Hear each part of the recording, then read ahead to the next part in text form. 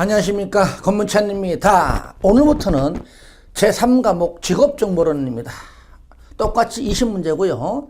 그나마 조금 쉽게 우리가 접근할 수 있는 그런 내용이기도 합니다. 그리고 직업정보론에선 굉장히 이게 광범위합니다, 정보론이. 그래서 노동법, 아직 안 배웠지만 노동법의 문제가 여기에 막 한두 문제씩 나오기도 해요. 하여튼 간에 폭넓다. 그래도 우리가 16문제 이상은 충분히 맞춘다. 그리고 상식적인 문제가 또 한두 개 나옵니다. 그건 그냥 상식적으로 풀면 되는 겁니다. 가볍게 우리가 편하게 접근을 했으면 좋겠습니다. 저랑 같이 하는 부분만 열심히 하시면은 16개 이상 충분히 나옵니다. 자, 제1장입니다. 직업정보고요. 1절 직업정보의 이해부터 보겠습니다. 직업정보의 이해. 첫 번째, 직업정보의 의의. 자, 요건 제가 읽지 않겠습니다. 직업정보다 내가 직업을 구하려면은 내 스스로, 내 지식에는 한계가 있기 때문에, 그죠? 다른 것들로 인한 정보를 얻지를 못하면은 나에게 맞는 직업 선택하기가 굉장히 제한적이겠죠. 그죠? 그러니까 내가 국내에 취업하려고 한다? 국내 직업정보. 내가 해외에 나갈 것이다? 국외 취업정보. 그러니까 취업정보는요, 국내외 다 있죠. 그러니까 직업정보란 것은 국내외에, 국내 취업이냐, 국외 취업이냐 따라가지고 얼마든지 있다. 그런 것들을 여러분들이 거기에 내가 적어 놓은 겁니다. 그래서 여기 1번에 쌍가루 1번, 2번, 3번은요, 시험에 나오는 그런 내용은 아니고요. 우리가 직업정보를 공부하면서 직업정보가 뭐냐, 그 정도 우리가 이해를 돕기 위해서 적어 놓은 겁니다. 여러분 한번 읽어주는 걸로 이렇게 대체하겠습니다. 2번 직업정보 목적. 예, 이것도 읽어주세요. 이것도 그냥 넘어갑니다. 3번 직업정보의 사용 목적 보겠습니다. 3번에 직업정보의 사용 목적이 있는데 여기에서 일부분 가끔 지문 나옵니다. 동기부여다. 이 직업정보를 통해 가지고 이런 직업이 있었네. 나 할만하네. 나는 맞는 것 같아. 이러한 동기부여가 된다. 동기부여. 동기부여. 그죠? 동기부여. 이 단어 알아두시고요. 그렇죠. 동기유발, 토론 자극, 태도 변화, 더 나은 조사를 하도록 동기를 부여한다. 직업정보의 사용 목적이. 두 번째, 지식 전달입니다. 지식을 전달한다. 쉽게 말하면은 정보를 내가 습득했다는 자체는 내가 몰랐던 지식을 습득한 것과도 같은 맥락이죠. 그런데 1, 2, 3, 4 중에서 1번 동그라미, 3번 동그라미 하세요. 자, 1번. 전에 알지 못했던 직업에 대한 진로를 인식한다. 왜? 정보가 나에게 있기 때문이죠. 없을 때보다도 있을 때가. 그 다음에 3번은 아예 동그라미 동시에 별표하시기 바랍니다. 정보가 입수되고 정보를 내가 그런 가지고 있음으로 인해 가지고 미래, 앞으로, 과거가 아니죠. 미래와 현재, 현재 이후죠. 지나간 과거는 넘어갑니다. 현재, 미래, 즉 미래와 현재, 그리고 근로 생애를 설계할 수 있도록 지식을 확대한다. 그러니까 여기서요, 중요한 건요, 자, 과거가 아닙니다. 당장 지금이요. 지금 플러스 미래입니다. 그러니까 과거는 아니죠.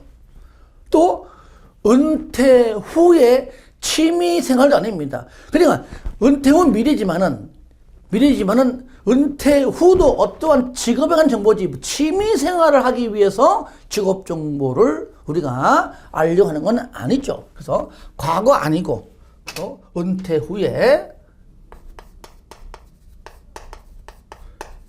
저 취미 생활도 아닙니다.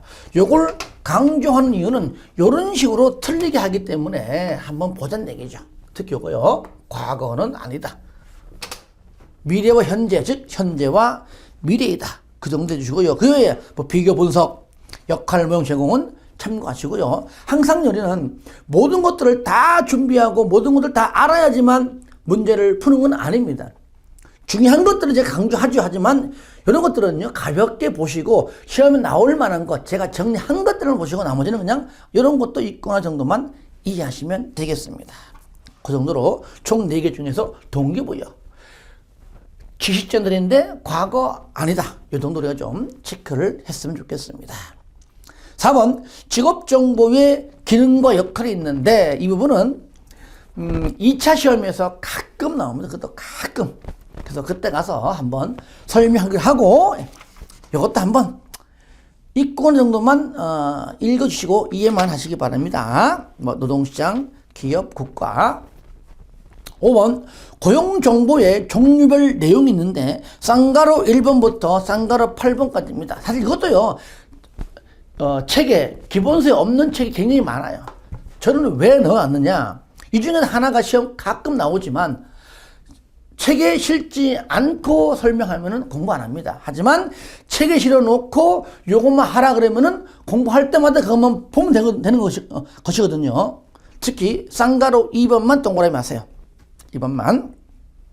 정보가 여러 가지 있는데 특히 노동시장, 고용, 실업에 동행하는 정보가 어떤 게 있느냐. 특히 2번 줄 보세요. 구인, 구직, 취직, 이직. 3번에 입직, 이직 상황. 다시 한번 2번에 구인, 구직, 취직, 이직. 3번에 입직, 이직 상황에 관한 정보. 이게 뭐냐? 정답. 노동시장, 고용, 실업의 동향에 관한 정보. 물론 문제집에 이와 똑같은 문제가 있는데 그 똑같은 문제가 그냥 똑같이 나옵니다. 문제 은행이 걸리면은요. 그러니까 요 내용은 문제집에 있는 그 문제와 병행해서 이렇게 하면 된다 정도만 이해하고 넘어가면 돼요. 그러니까 외우지 마시고요. 읽고 이해만 하시면 되겠습니다. 넘어갑니다. 6번 직업정보의 이제 관리부터가 조금 이제 좀 깊게 이제 좀 구체적으로 나오는 내용입니다. 직업정보의 관리부터입니다. 자, 번호는 6번입니다. 직업정보의 관리.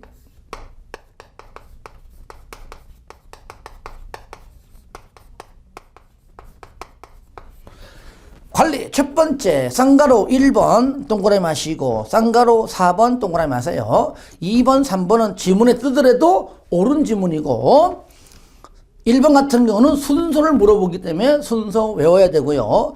4번 같은 경우는 그 내용을 틀리게 하는 부분이 있기 때문에 그걸 내가 중점적으로 강조하면서 체크하겠습니다. 1번 직업정보의 관리 과정. 먼저 직업정보를 수집하죠. 수집을 하고 수집한 정보에 대해서 분석한 다음에 그거를 정보를 제공하기 전에는 어떻게 한다고요? 가공. 그 정보를 받아먹는 사람. 그죠?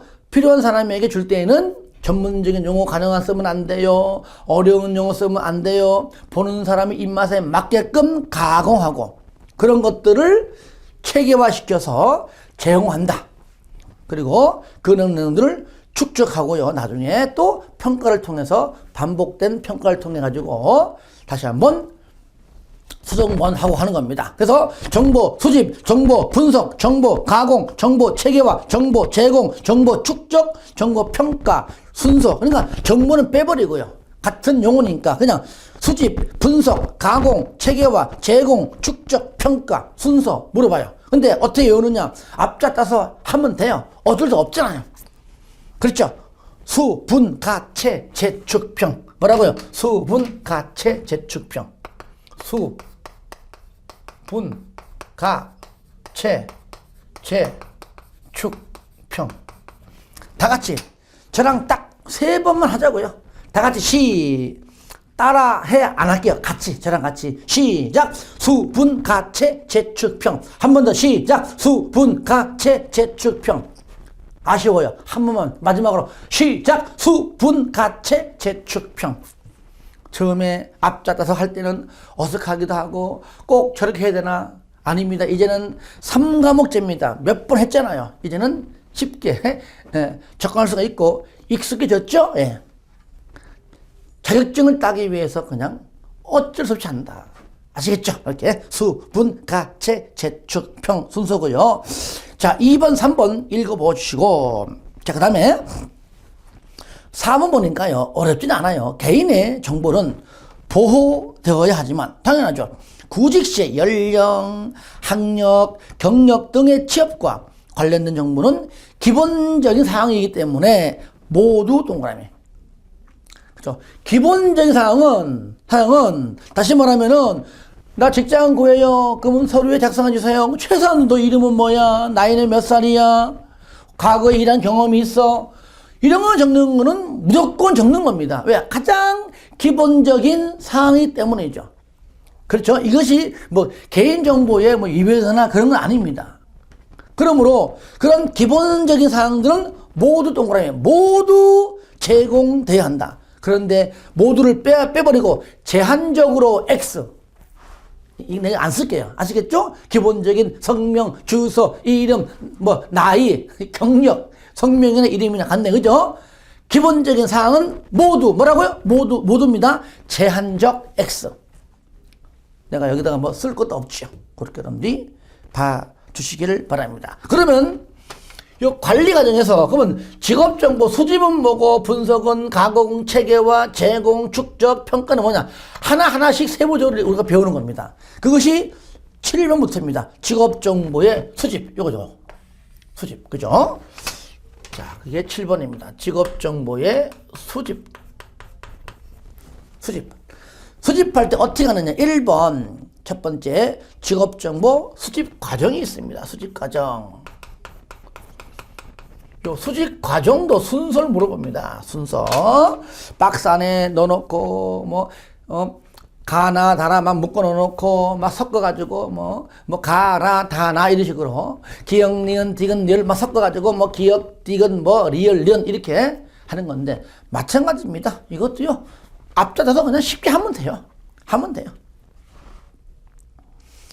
1번, 직업정보 수집 과정 수집할 때, 먼저, 직업을 분류해야 되겠죠. 모든 직업 수백 개 수정되는 건 내가 다 정보를 수집할 일이 없겠죠. 그죠? 그러니까 직업 분류해서 제시해 준 다음에 어떤 직업들을 수집할 것인가 해서 대안을 만들고 그 만든 대안 속에서 그 중에서도 최단으로 필요한 것들을 수집하기 위해서 목록을 줄인 다음에 됐어요. 줄이고 대안 만들고 줄여서 최종 결정이 되면 그러한 직업들을 수집하는 겁니다. 그래서 직업 분류 제시하기 제 동그라미, 대안 만들기 대 동그라미, 목록 줄이기 목 동그라미, 직업 정보 수집하기 수 동그라미, 제 대 목수. 그죠? 제 대 목수.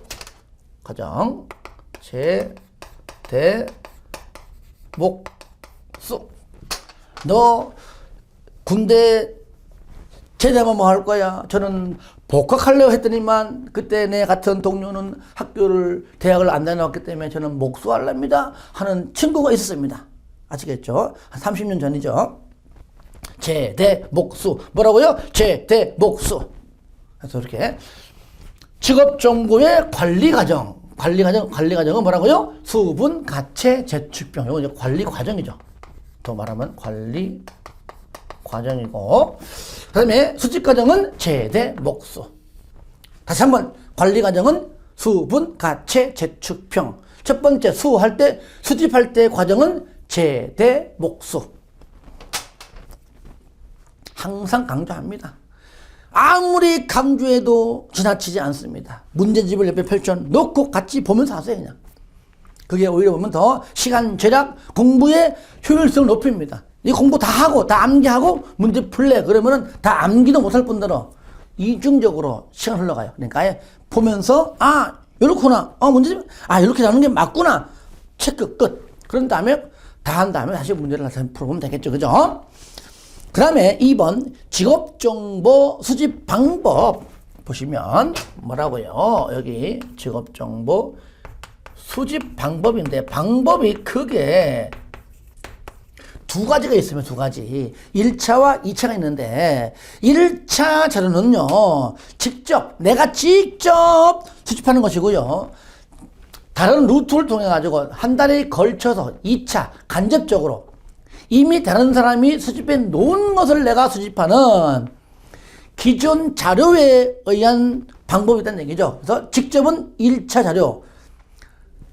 기존 자료, 남들이 해놓은 것을 수집하는 2차 자료가 있습니다. 요거를 구분시켜주는 문제가 나오는데 절대로 외우지 마세요. 딱 단어 보는 순간 직접인지 간접적인지 충분히 알 수가 있단 말이에요. 내가 판서 안 합니다. 이런 거는 창피해서. 자, 보세요. 직접이다. 전화통화. 내가 전화통화해서 물어보고 수집합니다. 직접이죠. 직업안정기간 이용자로부터, 안정 물어보는 거니까 직접이죠. 그 다음에 각종 통계조사.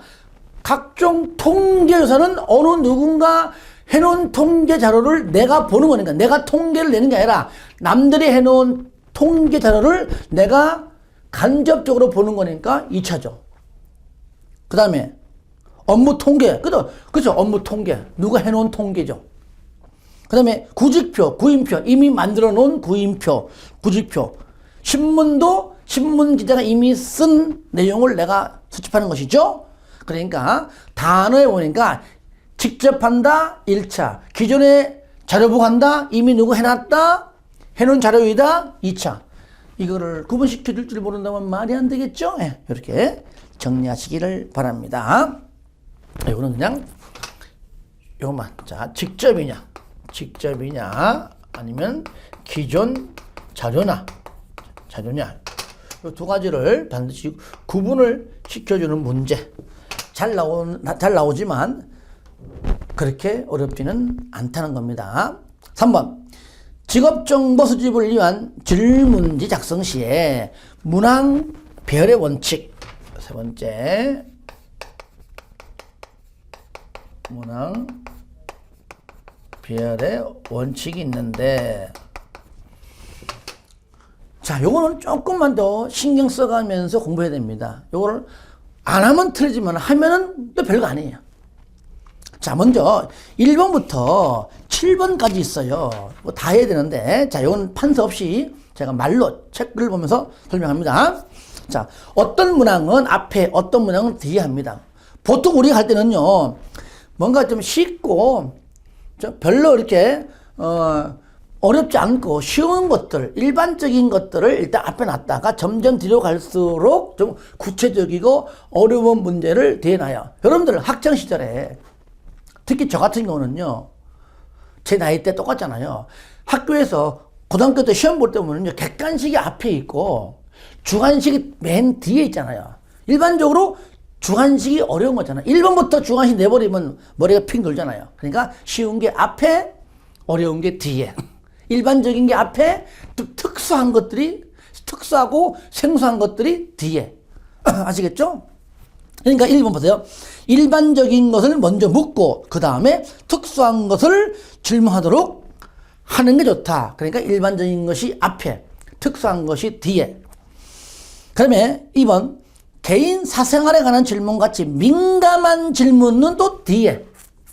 얘기죠. 민감하고 구체적이고 민감하고 어려운 건 뒤에. 근데 이거는요, 민감한 질문을 앞에 하면 안 됩니다. 민감한 것은 뒤에. 껄끄러운 거, 그건 뒤에. 앞에 아닙니다. 뒤로. 한번 질문은 논리적인 순서에 따라 자연스럽게 배치하는 게 좋다. 당연하죠. 4번. 질문 내용은 가급적 구체적인 용어로 표현하는 게 좋다. 그렇죠? 애매모호하게 하지 말고요. 자, 5번. 5번 하고 7번 특히 중요합니다. 5번, 7번 잘 틀리게요. 5번. 객관식 문항, 우리가 하는 사지 선다, 아니면 오지 선다, 그쵸?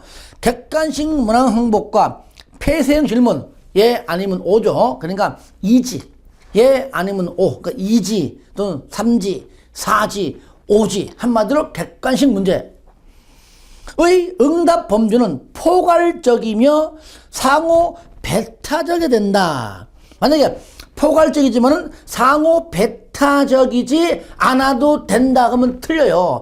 포괄적이어야 돼요. 그러니까 포괄적이라는 것은요, 여기서 뜻은요, 어떤 대상이나 현상들을 어떤 범위나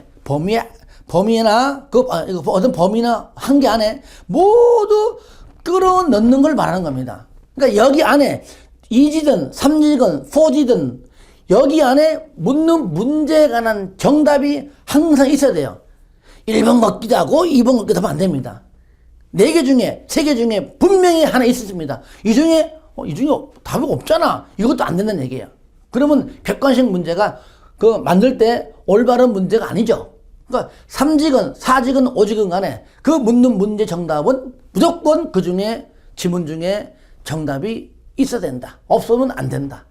애매모호하게 있어도 안 된다. 그러니까 포괄적이다. 그러니까 그 4지면은 그 4개 중에 무조건 정답이 있다. 예, 아니요. 읽어보고 예면 예, 아니면 아니옵니다. 예, 난 예도 아니고 아니오도 아니야. 이런 게 아니라는 얘기야. 예든 아니오든 무조건 그 중에 정답이 있다. 그래서 포괄적이다. 모두 이 중에 정답이 있다. 그런 뜻이고요.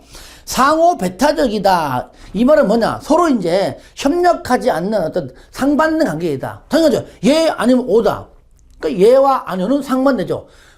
4개 중에 하나 골라도 4개 전부 다 상반되게 되어 있겠죠. 정답하고는요. 정답인 것과 아닌 것과 비슷하게, 야, 1번도 맞는 거 없고 2번 맞는 거 없고 그러면 안 된다는 얘기예요. 1번 정답이면 나머지하고는 완전 상반되게. 아시겠죠? 예. 그러니까 그런 뜻이다. 그래서 포괄적이 된다. 또 상호 배타적이다. 배타적이지 않아도 된다 하면 안 됩니다. 그 다음에 6번 응답하기 쉬운 문항은 앞에. 맞죠? 쉬운 건 앞에. 일반적인 건 앞에. 어려운 건 뒤에. 구체적인 건 뒤에. 민감한 건 뒤에. 또 이중 질문과 유도 질문은 피하는 게 좋다. 누가 봐도 이거는 그죠? 옳은 질문이 아니죠. 그 다음에 7번 신뢰도 측정을 위해 짝으로 2개씩 묶어된 짝으로 된 문항들은 함께 배치하는 것보다 줄거서 떨어뜨려 배치하는 게 좋다. 다시 한번 짝으로 하나만 한 게 없는데 2개 짝으로 된 문항들은 함께 하지 말아라. 서로 떨어뜨려 놔라. 왜 그럴까요? 함께 붙여놓으면은 응답자가 바로 눈치를 챌 거 아니에요. 바로 이렇게 다음은 요거네? 그러니까 함께 배치하면 응답자가 눈치를 채기 때문에 따로 떨어뜨려서 배치하라. 아시겠죠? 그렇게 붙여서 하라. 그럼 틀리겠죠? 떨어뜨려 배치하는 게 좋다. 이렇게 해서 정리하시기 바랍니다. 4번 직업정보 수집할 때 유의사항. 4번에 유의사항.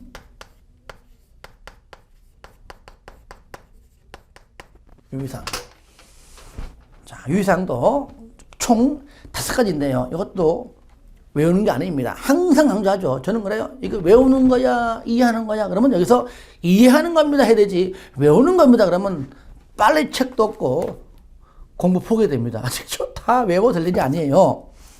자, 먼저 첫 번째, 이거는 것도 책 보고 갈게요. 자, 첫 번째 줄에 명확한 목표 설정이 있어야 한다. 그렇죠. 수천 가지 직업이 있는데 무작정 수집할 수는 없다는 겁니다. 아시겠죠? 명확한 목표 설정이 있어야 된다. 이 정보가 누구를 위하여 또 무슨 목적으로 등등. 두 번째는 뭐냐? 계획적으로. 그렇죠. 계획적으로 수집이 된다. 우연히 전봇대에 붙어 있는 이런 직업 정보는 사실 그게 진짜일지라도 우연히 줄거세요. 우연히 눈에 띄거나 외부로부터 제공되기도 하는 자료를 주작정 모아둔다고 해서 그것은 충분한 건 아니다. 결론적으로 그 정보 괜찮네. 결론적으로는 좋을 수 있지만은 그죠? 계획적이지 못한 것들은 아무러면은 처음부터 이렇게 배제하는 게 좋다는 얘기입니다. 세 번째는 뭐냐? 최신의 자료인지 확인해라. 줄거세요. 뒤에 오래되거나 불필요한 정보는 폐기 동그라미 있어요. 폐기하고 새로운 정보를 보완하는 작업이 지속적으로 진행돼야 한다. 무조건요. 오래되거나 필요 없는 건 폐기입니다. 다시 말하면 20년, 30년 전에 있던 직업들이 현재 사라진 직업이 많잖아요. 그렇죠? 그러면 그때 직업들은 그런 직업이 없기 때문에 그 직업 정보는 필요 없는 겁니다. 그러니까 폐기지, 폐기. 그죠? 예. 그런데 이것도 교묘하게 바꿔냅니다. 잘 보세요. 오래되거나 불필요한 자료는 잘 가공해서 현실에 맞게 잘 다듬어 가지고 사용해도 좋다 그러면은 뭔가 지문 자체는 매끈한 것처럼 보이지만, 깔끔한 것처럼 보이지만 아닙니다. 아시겠죠? 오래된 거, 필요 없는 거는 뭐라고요? 폐기. 잘 보완해서 사용하는 게 아닙니다. 사라진 직업에 관한 정보는 지금은 필요가 없는 거기 때문에 버려. 폐기하는 말 알아두시고요. 4번. 수집에 필요할 때는요, 뭐, 녹화도 하고, 사진도 찍고, 뭐, 하는 방법은 많지만, 맨 끝에 보세요. 재구성 불가. 그쵸? 한 30분짜리 영상 만들기 위해서 몇 시간 촬영을 해가지고, 거기에 맞게끔, 이렇게 편집하는 건 괜찮아요. 해야 돼요. 그죠? 찍은 거, 몇 시간 찍은 거를 다, 하나에서 열까지 편집 없이 다, 이걸 편집 없이 이걸 팔 수 없는 거잖아요. 보여줄 수 없는 거잖아요. 하지만 없었던 사실을 있는 것처럼, 있는데 이런 걸 없었던 것처럼, 그렇죠? 아니면 항상 장점과 단점은 있습니다. 있는데 단점을 삭제버리고 장점만 있는 것처럼, 이런 식으로 재구성하는 건 안 됩니다. 장단점 있는 그대로 편집해서 그거를 사서 필요로 한 사람이 그걸 볼 때에 스스로 이 직업의 장점은 이런 것이고 단점 이런 게 있구나 라고 본인이 알고 스스로 판단하게끔 만들어주는 게 중요한 것이죠. 장점만 좋은 것만 재구성해가지고 팔 땐 물론 팔리겠죠. 언젠가는 뽀록 납니다. 그러니까 장단점도 편견 없이 제공하는 것 해야 됩니다. 그러므로 없었던 사실을 있는 것처럼, 있는 것은 또 없는 것처럼 이렇게 재구성하는 건 절대로 안 됩니다. 여러분들 그거 줄 거 보세요. 첫 번째 줄 끝에 줄 거 보세요. 쓰기, 옮겨 쓰기, 사진 오려 붙이기, 녹음, 녹화 입력 등의 작업이 이루어져 제작돼야 한다. 이런 것들이지 여기에 뭐 재구성하기라는 말 들어가면 안 된다는 겁니다. 아시겠죠? 그렇게 이해하시기 바랍니다. 5번 당연하죠. 줄 거세요. 자료의 출처, 저자, 발행연도 등을 반드시 명기하고 수집일자를 기록해야 된다. 당연하죠.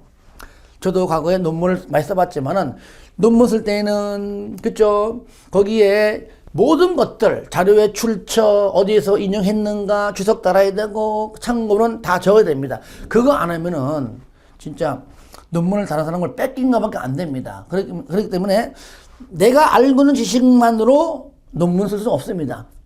하지만 다른 책을, 다른 여러 가지 논문을 옮겨올 때는 출처만 정확히 밝혀보면요 괜찮아요. 그걸 제때 하지 않기 때문이죠. 왜 그런지 알아요? 본인이 그거를 논문을 안 썼기 때문에 그래요. 대필을 하는 경우는요 놓칩니다. 본인이 쓰면은 다 적게 돼 있거든요. 그런 것처럼 내가 이러한 직업 정보는 내가 뭐 서울에 어느 직장 가서 내가 직접 보고 듣고 촬영도 하고 언제부터 언제까지 이런 것들이 다 명확히 기재가 돼야 신뢰를 하죠. 그런 것도 안 밝혀버리면 이거를 상상 속에서 만든 내용인지 어떻게 알겠어요. 그죠? 그래서 출처 등등을 다 밝혀야 한다. 5가지. 어때요? 들어보니까. 외우는 겁니까? 아니죠. 절대로 외우는 게 아닙니다. 자, 5가지 정리해 볼게요. 첫 번째 뭐라고요? 목표 설정이 있어야 되겠죠. 두 번째, 계획적으로. 우연히 X. 그 다음에 쓰고, 옮겨 쓰고 등등 많이 하지만 재구성하는 건 안 됩니다. 아시겠죠? 예. 그리고 오래되거나 필요 없는 거는 폐기. 그걸 다시 가다듬어 가지고 쓰는 게 아닙니다. 폐기. 마지막으로 출처 밝혀라 되겠죠. 간단하죠? 예. 이렇게 여러분들이 정리 좀 했으면은 좋을 것 같습니다.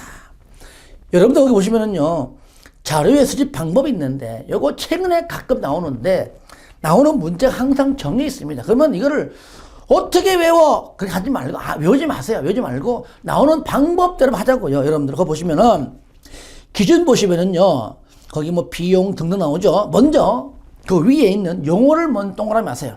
면접조사, 동그라미. 전화조사, 동그라미. 우편조사, 동그라미 하세요. 했죠, 그죠? 그러니까, 요 표가 똑같이 나와요. 시험에 나오는데, 방금 내가 동그라미 한 면접조사, 전화조사, 우편조사 부분을 빈칸을 냅두고 빈칸에 들어갈 조사가 뭐냐 이걸 물어봐요. 그러니까 그렇게만 하라고요. 내기는요.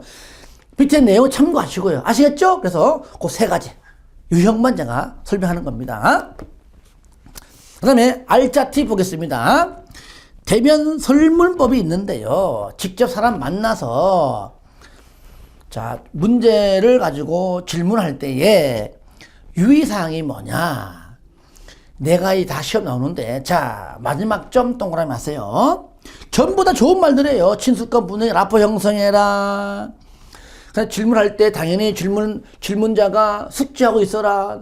당하는 거 아니에요. 마지막 복장도 좀 단정하게 해라. 언어 사용도 유의해라. 누가 봐도 틀리게 할 문제가 아니죠. 근데 마지막. 면접자는 응답자의 응답 내용에 관한 기록을 철저히 해라. 그러니까 질문하고 답변할 때 그 내용을 철저히 기록해라. 그런데 면접자는 응답자의 응답 내용에 대한 내용을 요약해서 기록해라 하면 틀려요. 그렇죠? 다시 말하면 모든 내용을 녹음을 하는 경우도 있고 녹음하기 어려우면은요 짧게 쓰더라도 내가 짧게 쓰는 것이지 처음부터 끝까지 내가 다 적는 거잖아요. 어떤 건 빼버리고 요약해서 핵심적인 것만 찝어서 요약해서 정리하는 건 안 됩니다. 아시겠죠? 그 말 표현을 짧게 쓰는 한이 있어도 전부 다 철저히 적는 겁니다. 요약, 기록, X 이렇게 바꿔냅니다. 그런 것들 잘 봐서 정리를 하시기 바랍니다. 자, 알짜 팁 하나 더 봅니다. 내용 분석법이 있는데, 자, 먼저 보겠습니다. 여러분들, 여기요, 자료 수집 방법, 알짜 팁, 그 다음에 팁의 대면 설문법, 지금 하고 있는 내용 분석법은 반드시 문제집에 있는 문제와 병행해서 그 문제만 풀 줄 알면 되는 겁니다. 똑같이 나오기 때문에 시험에. 첫 번째 점, 내용 분석법이 뭐냐? 문헌 연구의 일종으로 신문, 서적, 잡지, TV, 라디오, 영화, 연설, 편지, 일기, 상담 기록서, 녹음 테이프 등을 통하여 연구 또는 조사 대상물에 관한 자료를 간접적으로, 뭐라고요? 간접적으로 수집하는 방법이다. 그러니까 어떠한 내용을 분석합니다. 그래서 다시 말하면 이겁니다. 내가 직접 수집하는 것이 아니라 일명 2차 자료예요. 남들이 해놓은 자료를 그 내용을 내가 분석한다. 아시겠죠? 간접적이다. 기존 자료에 의한 방법이다. 그래 보시면 되는 겁니다. 그러니까 있었던 내용, 이미 수집해놓은 자료를 분석한다. 그게 바로 내용 분석법인데요. 첫 번째, 간접 조사 방법이기 때문에 정보 제공자와 직접 접촉하지 않으면 왜? 내가 직접 만나는 것은 직접 수집합니다. 1차 자료입니다. 그러니까 직접 만나는 게 아니니까 이미 벌써 그들을 통해 만들어 놓은 자료, 2차 자료를 내가 보는 거잖아요. 그러니까 정보 제공자와 직접 접촉하지 않으면 줄거세요. 정보 제공자에게 어떠한 반응도 요구하지 않는다. 왜? 아예 안 만나니까. 시험에는요, 정보 제공자의 반응성이 높다 하면 틀려요. 왜? 정보 제공자 안 만난다니까요. 그러니까 정보 제공자는 아예 만나지 않기 때문에 반응성이 높다는 말 자체는 무슨 덩어리. 시험에 그렇게 나온다는 얘기예요. 아시겠죠? 정보 제공자에게 어떠한 반응도 요구하지 않습니다. 뭐라고요? 왜 그렇다고요? 안 만나기 때문에. 그런데 정보 제공자의 반응성이 높다 하면 무조건 틀리죠. 걔가 정답이죠. 그 외에 장기간의 종단 연구가 가능하다. 그렇죠. 그런 자료를 보고 하는 거니까 많은 자료를 통해 가지고 필요한 경우 재조사가 가능하다. 딱 보니까 이거 가지고 좀 뭔가 미미해. 다시 한번 해볼래? 가능하잖아요. 역사 연구 등 소급 조사가 가능하다. 그렇죠. 거기에 종단 연구도 해놨으니까 이해해 주시고요. 그러니까 이 문제는요, 항상 똑같은 문제가 나옵니다. 방금 제가 강조했던 그 내용만 충실하게 익히면 될 것 같습니다. 자, 오늘 정보론 첫 번째 시간인데, 첫 시간부터 너무 양을 길게 해버리면 여러분 지루할까봐 좀 쉬었다가, 분석부터 할 수 있도록 하겠습니다.